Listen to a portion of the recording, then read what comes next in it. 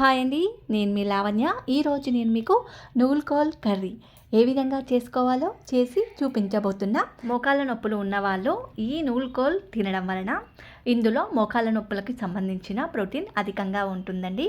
మోకాళ్ళ నొప్పులని తగ్గించడానికి ఉపయోగపడుతుంది. ఇది చూడడానికి బీట్రూట్ షేప్ ఉంటుంది. కలర్ వచ్చేసి ముల్లంగిలా ఉంటుందండి. దీనికోసం నేను 1/2 kg నూల్కోల్ తీసుకున్నాను. పైన లేయర్ తీసేసి చిన్న చిన్న ముక్కలుగా కట్ చేసి పెట్టుకోవాలి.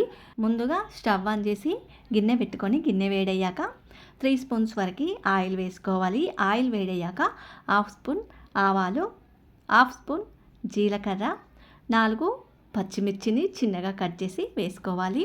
3 ఆనియన్స్ని ఈ విధంగా చిన్న ముక్కలుగా కట్ చేసి యాడ్ చేసుకోవాలి. ఆనియన్స్ తొందరగా కలర్ మారాలంటే కొద్దిగా సాల్ట్ వేసుకొని వేయించుకోవాలి. చూడండి, ఆనియన్స్ కలర్ మారే వరకు వేయించుకోవాలి.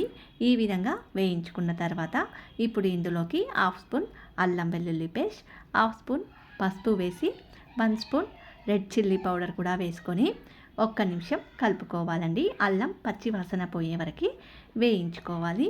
చూడండి, ఈ విధంగా వేయించుకుంటే సరిపోతుంది. ఇప్పుడు ఇందులోకి కట్ చేసి పెట్టుకున్న నూల్కోల్ ముక్కలని యాడ్ చేసుకోవాలి. ఇప్పుడు టేస్ట్కి తగినంత సాల్ట్ వేసుకొని అంతా కలిసే విధంగా కలుపుకోవాలి. ఈ నూల్కోల్ అనేది పచ్చి వాసన పోయే వరకు వేయించుకోవాలండి. నాకైతే ఒక 8 to 10 మినిట్స్ పట్టిందండి. స్టవ్ మీడియం ఫ్లేమ్లో పెట్టుకొని వేయించుకోవాలి. చూడండి, ఈ విధంగా వేయించుకున్న తర్వాత ఇప్పుడు ఇందులోకి 1 స్పూన్ వరకు ధనియా పౌడర్ యాడ్ చేసుకోవాలి. కొత్తిమీరని 3 స్పూన్స్ వరకు యాడ్ చేస్తున్నాను. ఒకసారి అంతా కలిసే విధంగా కలుపుకోవాలి. ఈ విధంగా ఒక 2 మినిట్స్ కలుపుకుంటే సరిపోతుంది. చూడండి, ఇప్పుడు గ్రేవీ కోసం వాటర్ అయితే యాడ్ చేస్తున్నానండి. గ్రేవీకి సరిపడంత వాటర్ యాడ్ చేసుకోవాలి. నేను 2 టీ గ్లాసెస్ వాటర్ యాడ్ చేశాను. ఇప్పుడు మూత పెట్టి కుక్ చేసుకోవాలి. 5 మినిట్స్ తర్వాత మూత తీసి చూస్తే చూడండి, కర్రీ పర్ఫెక్ట్గా కుక్ అయిందండి. ఈ విధంగా ఉంటే సరిపోతుందండి. ముక్క ఉడికిందో లేదో ఈ విధంగా గరిటెతో కట్ చేసి చూస్తే తెలుస్తుందండి. ఓకేనండి, పర్ఫెక్ట్గా కుక్ అయింది. దీనిని ఒక సర్వింగ్ బౌల్లోకి మార్చుకుందాం. ఓకేనండి, ఎంతో టేస్టీగా మరెంతో హెల్తీగా నూల్కోల్ కర్రీ పోషకాలు ఏమీ తగ్గకుండా ఈ విధంగా రెడీ అయ్యిందండి.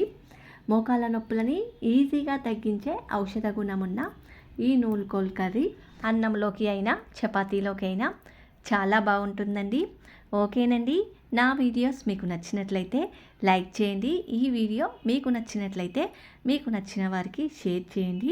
నా ఛానల్ని ఇంతవరకు సబ్స్క్రైబ్ చేసుకొని వారు తప్పకుండా ఇప్పుడే సబ్స్క్రైబ్ చేసుకోండి. ఓకే.